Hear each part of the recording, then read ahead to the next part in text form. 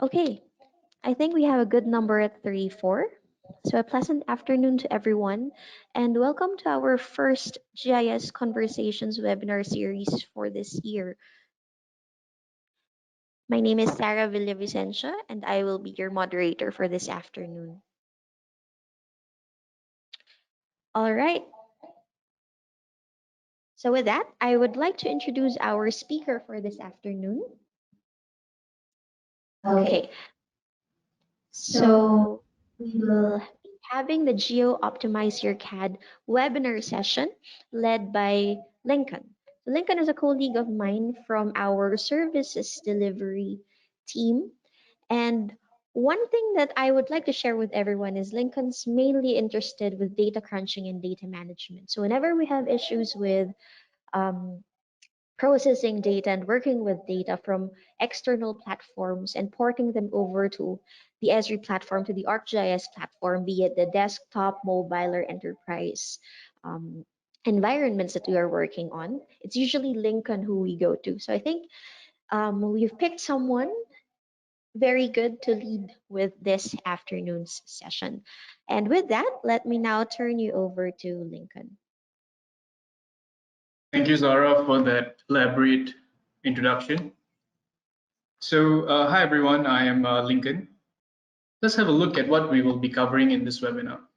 I will start off with explanations of CAD and GIS format for the benefit of those who might not be familiar with these data types. This will be followed by showing the interoperability between CAD and GIS. We'll then look at what planning optimization can help to accomplish. Following this, we will look at optimizations that can be inserted to optimize workflows. Then we'll take a look at how we can prepare our data for a CAD GIS conversion optimization. Finally, we'll take a look at the benefits of the optimization and how it eases off some load on departments. At any point of time, if you have a question, please note it down in the chat box and I will try to answer them towards the end of the webinar. Now, let's start off with the introduction to CAD and GIS. You can use CAD for cartographic purposes. You may have GIS data but want to include the CAD data in a map as background information. Or perhaps the CAD data is the focus of the map and the GIS data is the background. You can use CAD data when editing GIS data. Once your CAD file is georeferenced, you can easily create GIS lines at specified distance from the CAD lines. Or you may want to trace over some CAD lines to create GIS features. You will be using CAD data for editing GIS data. You can also use CAD data for spatial analysis. With GIS data, you may want to perform spatial analysis on the CAD data only, or you may need to do some analysis of the spatial relationship between the CAD data and the GIS data. Finally, you can convert the CAD data to GIS data. Converting CAD features to GIS features is an easy process and can be done manually or automated using a spatial ETL tool available in the data and interoperability extension. Once converted, the data can be extended with additional attribute and shared in web maps or to mobile devices using web services. If your CAD data has elevation values, the CAD layers in your map will appear as 3D features. There are also tools for importing other 3D formats such as Revit models. Now, CAD is a widely used format for storing spatial data. In terms of GIS, CAD has historically been the source of significant percentage of geometry now stored in GIS. A GIS file format is basically a standard of encoding geographic information into a file, and most of the time we see this in either vector or raster format, while CAD file format is basically a vector-based spatial data format. GIS has multidisciplinary usage ranging from transportation, modeling, engineering design, demographic analysis, and watershed analysis, to name a few. While CAD is used in engineering, architecture, surveying, utilities, and planning.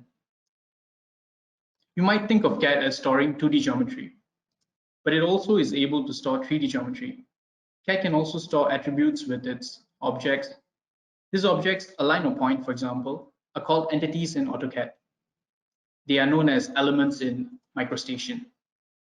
Another significant difference between the two formats is the way information is named in the data. In CAD, they're called entities and have properties attached to them, whereas in GIS, the data is referred to as features and have attribute values. Do keep this in mind, as it will prove to be helpful when doing the conversions. Now, ArcGIS includes a range of capabilities that make it easier to bring CAD and GIS data together. Now we move on to the CAD and GIS interoperability. For the ArcGIS desktop, we are able to use CAD drawings for mapping, visualization, and analysis as well. You can also incorporate or load CAD data into your GIS databases as they form an abundant form of digital data.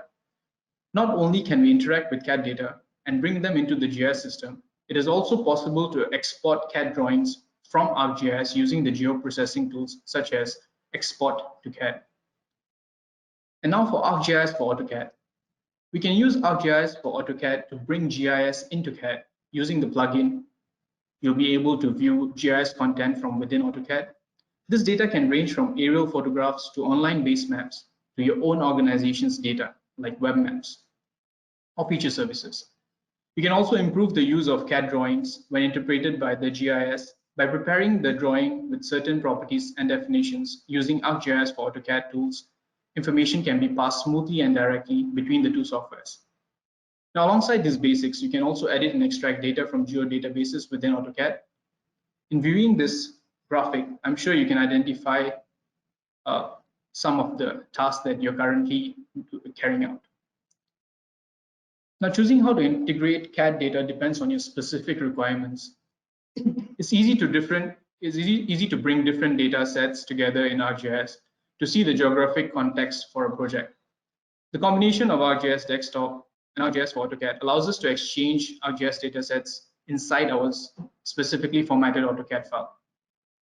While these two softwares on their own can carry out significant tasks that help with the usage of both CAD and GIS data with the addition of ArcGIS Enterprise, the organization is able to function as a whole better with workflows available between the departments with the existence of a central repository of data. Now let's have a look at planning optimization. Now, GIS workflows often rely on CAD datasets generated by outside survey, engineering, and architectural sources, in AEC for short. Integrating this data with your GIS can be a critical step in streamlining design processes, using your GIS as a central repository for spatial data. Now, choosing to integrate CAD data depends on your specific requirements. As I mentioned before, you can perform a variety of common tasks out of the box or adapt them to complement existing workflows. Here we have two players, namely the design engineer and the GIS professional. While the engineer provides the insight into detailed infrastructure assets, the GIS professional provides the insight into the natural and built environment in a larger context. With the integration of ArcGIS platform, a holistic and integrated view can be achieved, with which we can change how they impact and connect with each other, and provide better understanding and improve decision making in infrastructure planning, design, construction, and maintenance. Furthermore, integration of this workflow into ArcGIS Enterprise can streamline the workflow between an engineer and a GIS professional. Now let's take a look at what we expect from an optimized organizational workflow. Firstly, we want to improve workflows between departments and change the way field workers interact with Office. This helps to speed up the time taken to consume data that has been surveyed or added by field workers. Next, we want to better cross-departmental collaboration. For example, if the finance team wants to know about the status of an asset that they want to set up for maintenance, they do not need to liaise with the engineering department to retrieve this bit of information from the field workers. They can just directly do it. We also want to establish strategic partnerships. This will create an ability to get cross-departmental inputs on problems so that we can solve these complex challenges with complete solutions. There's also the need to give a GIS context to the project by integrating geographical information with CAD data so that the overall context of the project can be better understood. Lastly, there needs to be a way to leverage on the reusability of solutions that work and those that need to be purged or reevaluated to avoid hitting roadblocks with project development. For example, If a conversion workflow has already been created for a particular site, the same workflow can easily be copied and pasted to the next site. Now let's have a look at a typical organizational workflow. Now, CAD is used to store data for all kinds of uses: engineering, architecture, surveying, utilities, planning, and so on. So lots of different organizations use CAD.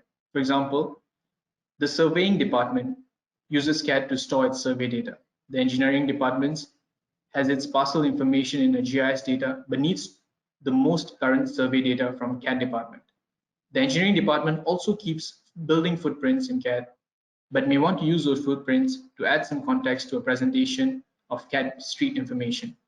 The IT team may need to liaise with the finance and sales team and extract a file of values required for the usage based on GIS data that is maintained by the IT team. The upper management may want to have a bird's eye view of the key aspects of operations, project development, and be able to highlight any anomalies that might raise concerns from their point of view. With the traditional workflow, the interaction between the field workers and the IT team is heavily dependent on the engineering team as they hold on to the data provided by the surveyors and the field workers. The same goes for data required by the sales and finance team for specific usage, which needs to be retrieved by them from the IT team. With an optimized workflow, these barriers shown earlier are greatly reduced with the help of our GIS suite of softwares leveraging on the data from CAD. With the addition of applications like Collector for ArcGIS, Survey123, ArcGIS Pro with AutoCAD, the workflow between the field worker and the engineering team and IT team can be greatly fine-tuned. With the inclusion of operations dashboard and ArcGIS maps for Office, the barrier between the sales and finance team and field workers, as well as the engineering department, can be minimized as well.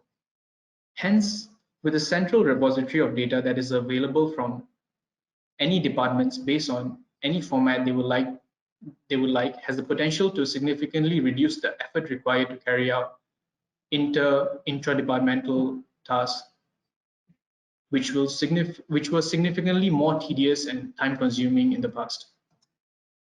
Now let's have a look at data optimization tips and tricks. I think this is what most of you are interested in, the actual conversion of CAD to GIS. So let's have a look at this. So first off, the most important task that we need to carry out is to ensure that the CAD data is accurately georeferenced. If the CAD data is not georeferenced, then it may look out of place as shown in the picture here. We then need to navigate to the location we want to move the CAD layer to, and under the georeferencing tab, select Move to Display. The CAD layer will shift to Map View Extent location. Now, a quick tip here. I've noticed from my experience that the CAD layer usually appears at the center of the map view.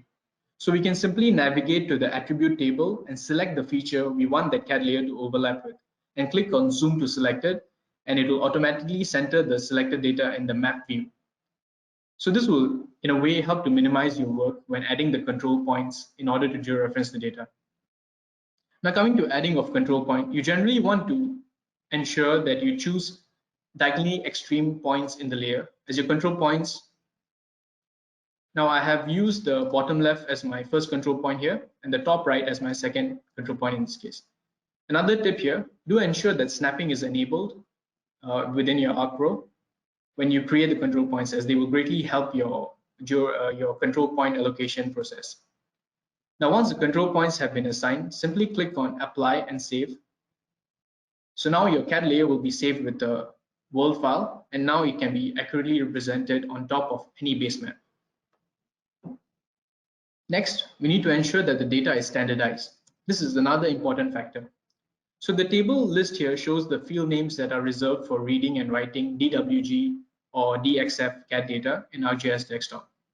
You can use them to override the default output of the Export to CAD tool by adding them to the Input Feature Class table.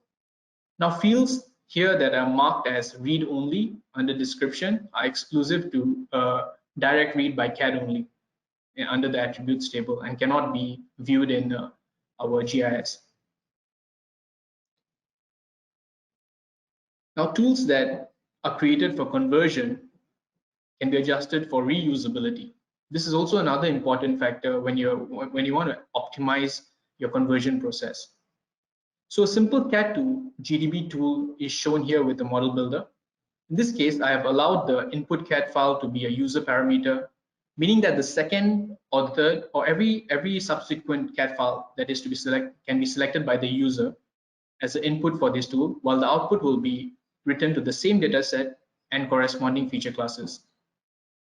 A tip here would be to create and prefix the dataset with the projection you need before carrying out the CAD to GDB conversion. Now, this will take care of minor details in the projection like units of measure. So, for example, if let's say your CAD file uses millimeters, but the data that you want to view in your web map doesn't need to be so accurate. So you might want it to be in meters instead. So you can prefix the data set to read in meters for this case. Now, lastly, we need to smoothen the updating of CAD file workflow. The tools created for complex geometric attribute manipulation in order to make CAD data usable in the GIS format by the various departments can be saved as tasks in ArcGIS Pro as shown. By doing this, the fixed parameters needed for sanitization of data will not be affected, while the user can carry out with the conversion steps with simple tasks while doing data validation along the way.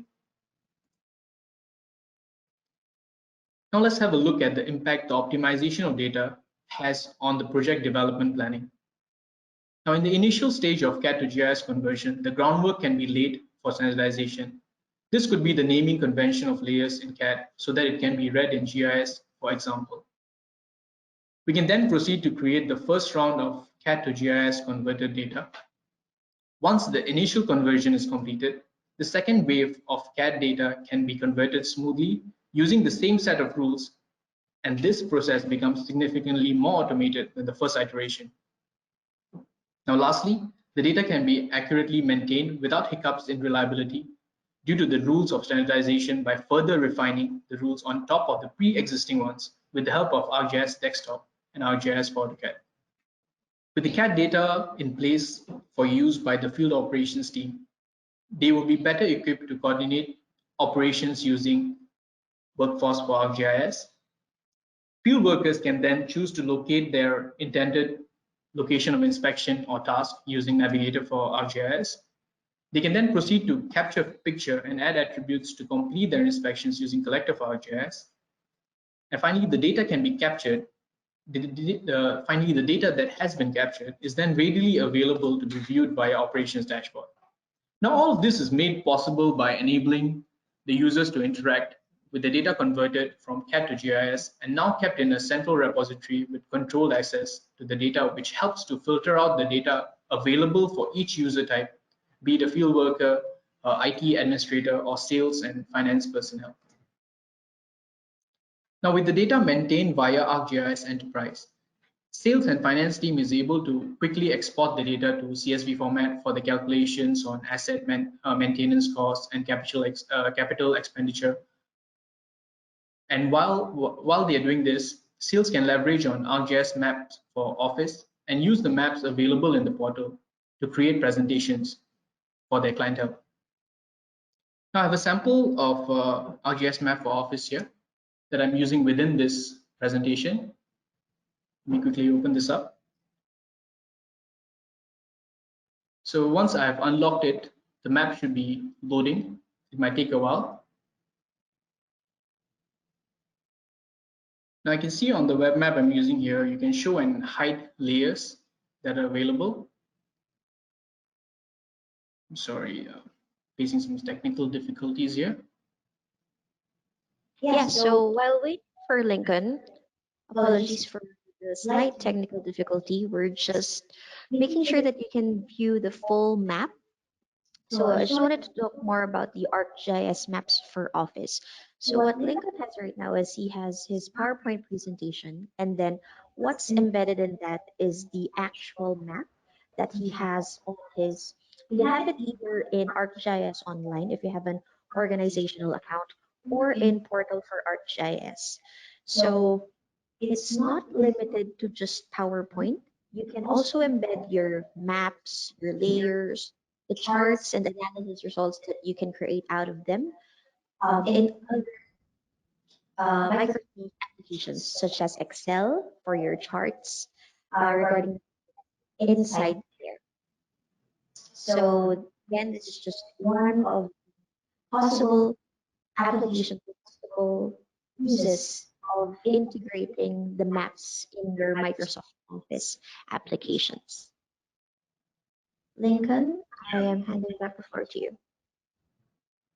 Yeah, sorry about that technical glitch. I was trying to view the map on ArcGIS Maps for Office. So it apparently got stuck because of the presentation mode going on. Regardless, let's move on to the next portion. So what I've covered so far is all the different capabilities that your geo-optimizing your CAD can have on your organization. So now the final one. So I've covered for engineering department how the workflow can be enhanced, and then for the sales and finance team. Now let's look at how from organization-wide standpoint, how you can use operations dashboard to view operations, analytical, and strategic dashboard based on your departmental needs. Now, Operation Dashboard for ArcGIS is a configurable web app that provides location-aware data visualization and analytics for a real-time operation view of people, services, and assets. How the organization can use the CAD data that was converted to GIS is as follows. So you can have marketing, which can have the dashboard that enables them to create projections based on historical and current data. You can also have the project team and upper management who can watch the development status of projects using a strategic dashboard that shows the individual key components of the project to highlight any roadblocks that may prop up along the way. Finance team can have an analytics dashboard catering to their needs with regards to the revenue and customer review overview. And all this can be done with the integration of your CAD data with GIS and the inclusion of Esri suite of products to help your organization achieve the robustness it aims to achieve. Finally, let's have a look at the key takeaways. Now, at their core, CAD and GIS are complementary technologies that have evolved largely independently over the past years. Esri's long-time approach provides value to customers by building better linkages between CAD and GIS systems. ArcGIS offers tools for organization of CAD data and a larger, more useful set of symbols for representing CAD information.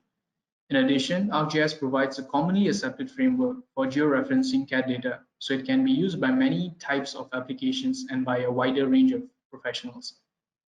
Esri continues to pursue a two-pronged approach that increases the value of CAD to customers by making it easier to use it in GIS and building better linkages between the two systems so that the CAD users can enjoy the full benefits of GIS as well. And with that, I've come to the end of my webinar. So here are some of the resources that I used for my webinar. I used the ArcGIS Pro 2.3 to set up my task. I also used the DWG TrueView 2017 to view my CAD files. ArcGIS Online was also used in the ArcGIS Maps for Office, which I'm afraid you guys didn't get to see. Sorry about that. And I also used the Operations Dashboard as well as ArcGIS Maps for Office. So for those of you interested in a basic hands-on experience with CAD and GIS workflows, we have a training available. It's called Working with CAD in ArcGIS. This is just one of the trainings available currently. You can refer to the full list of trainings by referring to our website.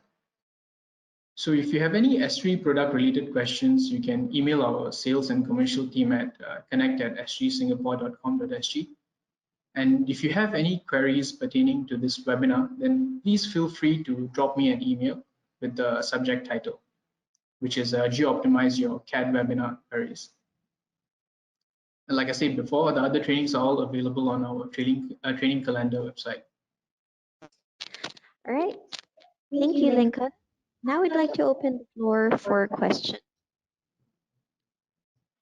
Okay, so if we don't have any questions right now, again, you can email Lincoln your queries directly, as we have provided the contact details here. And another section of the website that we would like to check out, that we would like you to check out, is our event page. So do look out for the recording session as well as the schedule for our next webinar series. Again, thank you very much and have a wonderful afternoon.